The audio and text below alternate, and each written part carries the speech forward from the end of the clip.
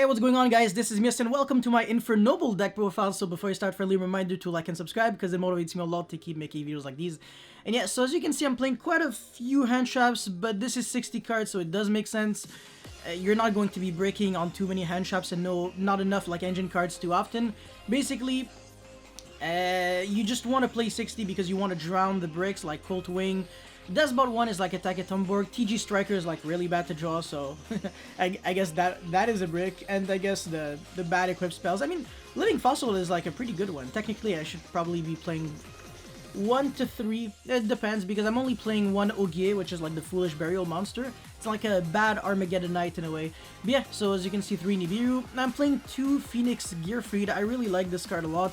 First of all, it's level 9, so when I was playing the VFD version, this card was actually really insane. You can send it from your deck to the grave with Ogier, which is this one, and then recycle it back from your graveyard to your hand with Renault, or from your banish to your hand. So even if you have to banish it for Phoenix Blade, you can recycle it after you banished it. So it's pretty sick. And obviously, when it attacks, it equips a monster like on the field to it, and it doesn't target if I recall correctly. So it's just like overpower removal.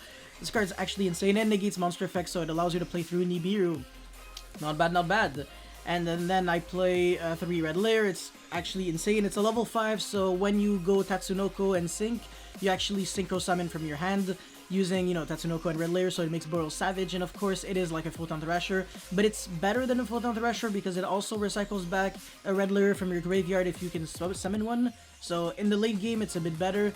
And against Domain Monarchs, you can actually Tribute Summon for Quantum for Red Layer, and then actually just have 2 other warrior monsters in full combo through Domain, because Domain only affects you if you control no Tribute Summon monster. Yeah, I know. It's not just like a Buster Lock that is unconditional. It does have a little drawback, a way to play around it, yeah.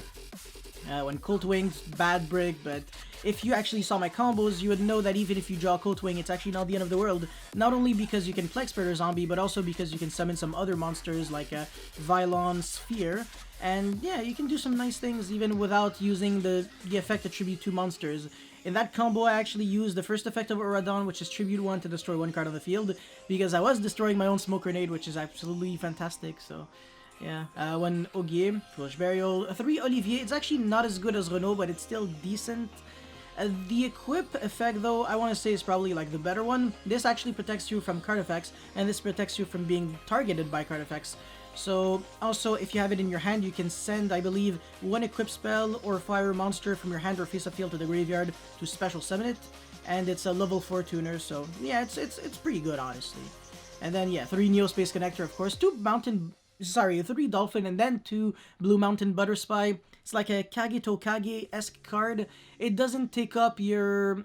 It doesn't clash with Red Layer, because you can go Special Summon Red Layer, and then Normal Summon a monster, and then summon Blue Mountain Butter Spy, but it cannot be Normal Summoned or set, so that's the reason why I'm not a big fan of it. If it has to be your normal summon, then you know you have no play, so it's kind of bad. And also, it chain blocks with Neospace Connector, which is kind of sick.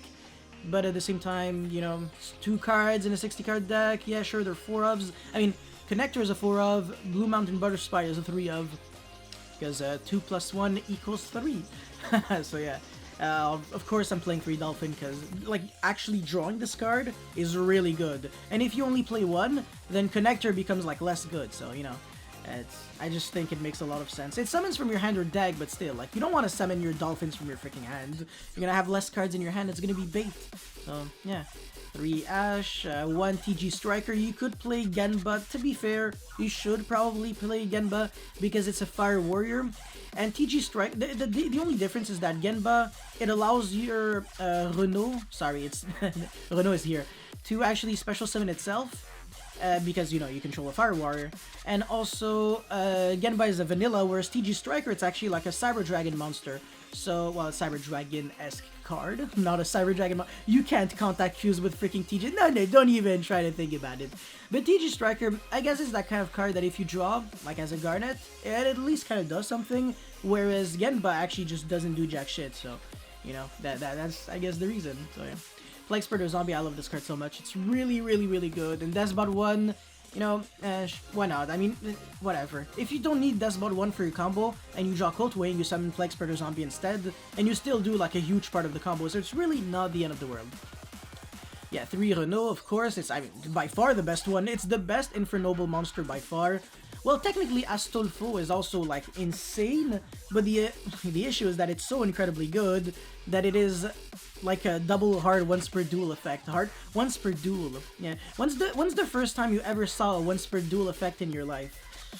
That's yeah, it was a while ago, but we don't have that many. I think no, wait, it wasn't electromagnetic turtle. No, of course not. I saw mad once per duel effects. There's glow bulb, spore, some stuff. Yes, it's so sick though. It summons itself from the hand, and also it has like a weird effect that I like to compare to Gold Sark, but it really isn't like the Gold Sark, so it just summons itself with like another warrior monster that is banished for, or in your graveyard after like 2 standby phases after like banishing itself, so it's sick, but you have to wait 2 turns. But the first effect, it's just like instantaneous, so it's really nasty. 2 Fire Flint Lady. Only reason why I'm not playing 3 is because it's hard once per turn. That's the same logic why I'd rather play like 2 and 2 of cards that don't really clash with each other than play like 3 and 0, because then you start drawing like too many and then you're like, oh, I bricked. But yeah, I mean, in a 60 card deck, I know it's like less likely, but still, you can never be too sure. You can't like afford to do unmathematically correct decisions just because you're telling yourself that since this is a 60 card deck, things should go your way. Things never go your way. Things always end up bad for the protagonist and end up good for the antagonist. But at the very end of the day, the main guy always wins if he puts in more effort. That's actually bullshit, and this actually just came out of my ass literally 2 seconds ago. But yeah, three tactical talents, LMAO. Now I freaking hate saying that I'm playing 3 of 3 tactical talents. It's yeah, but of course, I mean, in this deck, it's actually really nasty because you get hand trapped more often than you breathe, literally. So being able to look at your opponent's hand and make them break after you like smoke grenade them and discard, like make them lose cards, is actually pretty disgusting. And your Isolde play, honestly, is very resilient. Like if you have just the ability to make Isolde with just any extender, you kind of always full combo through hand traps. So yeah, unless if you get like hand trapped like twice or thrice, but I mean, it literally has to be like Nibiru Infinite. Otherwise, I mean, Gear Free just says no to a bunch of things. And yeah, Reinforcement of the Army, 3 Heritage of the Chalice, really insane. Searches for any Noble Knight monster in your deck. And also it has another really crappy effect that I don't really like. I mean, it can come up, but like once per year probably. When your Noble Knight monster equipped with the Noble Arms equipped spell is destroyed by battle and sent to the grave, you can recycle it back from your graveyard to your hand, but that's just not gonna come up because this is a combo deck and not a control deck, obviously. Monster Reborn, Called by the Grave, 3 Forbidden Drop, 3 DDR because of Power Tool. Forbidden Drop was nasty, man. It's so good. You can also play Dark Ruler if you're kind of short on budget, but if you're short on budget, don't play this deck. It's a really bad idea. Yeah. Phoenix Blade, it reminds me of the bad old days with Gookie and stuff. Just, I didn't like that. Living Fossil, 3 Durandal, Smoke Grenade, Triple Infinite. I mean, obviously, you don't need to play more than 1 Smoke Grenade, honestly. For the extra deck, 1 Charlemagne, 1 Burl Savage, Power Tool, Coral Dragon. I really like this card. Yo, by the way, Coral Dragon and Tatsunoko, literally identical. It's so freaking cute. Yo, look. They're actually identical. Water Worm, Water Dragon. But I swear, like, the background, like, everything, like, they're, like, oh my god, it's actually so adorable. Yeah, I like Coral Dragon. You can use Roland plus a level 1, like, Link Cross token, and then make Coral Dragon, and then sync with, like, one of the level 3 monsters, well, one of the level 3 tokens that you get from Auradon, and you make Charlemagne this way, so it gets you your end-phase search with Roland and also your proactive pop, which is nice, because you always, if you make Charlemagne, like, by skipping this step, it's gonna be less good, but if you do it, like, by climbing up, it's really nice. And also, it would force you to sync, like, level 5 plus 4, which is kind of hard, but if you do, like, 5 plus 1 plus 3, it's shockingly kind of easier, even though it makes no sense, but trust me, it does make sense. And yeah, Tatsunoko, of course, it's involved in the combo, so I shouldn't explain this. Roland, obviously, Herald of the Arclight, Martial Marcher. Formula Synchron is the only one that I actually didn't involve in any one of my combos, but sometimes you can draw like TG Striker, and that would force you to summon like a level 1 tuner warrior with Isolde, like Renault, and then that would force you to make Formula Synchron, draw 1 card, and then make Martial Marcher and play from there. So it's still decent, because you can still do like a bunch of the combo, but it will probably allow you to have... It will like require you to have one extra like extender probably, but you know it's still kind of good. And then Auradon, Phoenix, Double Isolde, Needle Fiber, and Link Cross. This is very stapley, very just nothing out of the extraordinary here. But yeah, idea section really nothing special. Dododo Buster is just a level 6 warrior monster that doesn't suck too much. It can be honestly anything you want. The Violent Cube is an interesting one. You can sync with a Link Cross token to make Herald and then search Smoke Grenade or Durandal, or Living Fossil, I guess, or DDR. Yeah. Spell Striker, it's a warrior extender that you can summon by banishing a spell from your graveyard. So if you're playing a few, and obviously if you go like Isolde, like send to like mad equip spells, then this is going to be a joke to summon, but early on, it can definitely break because you don't necessarily have those spells in the grave, so I'm not that big of a fan. Violent Sphere, it's involved in one of my combos that you can check. The video should have been uploaded yesterday, I'm pretty sure, yeah.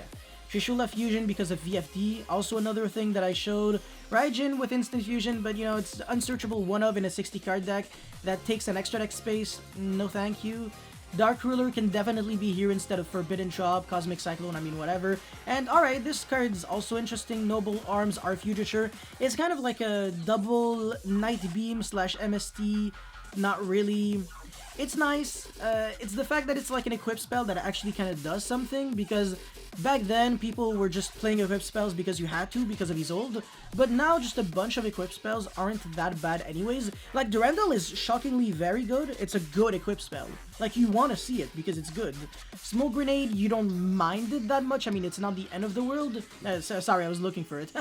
Living Fossil's alright, it's good if you have Ogi especially, because then you're just only relying on a 2-card combo, or if you have Neospace Connector, I guess, but, I mean, whatever.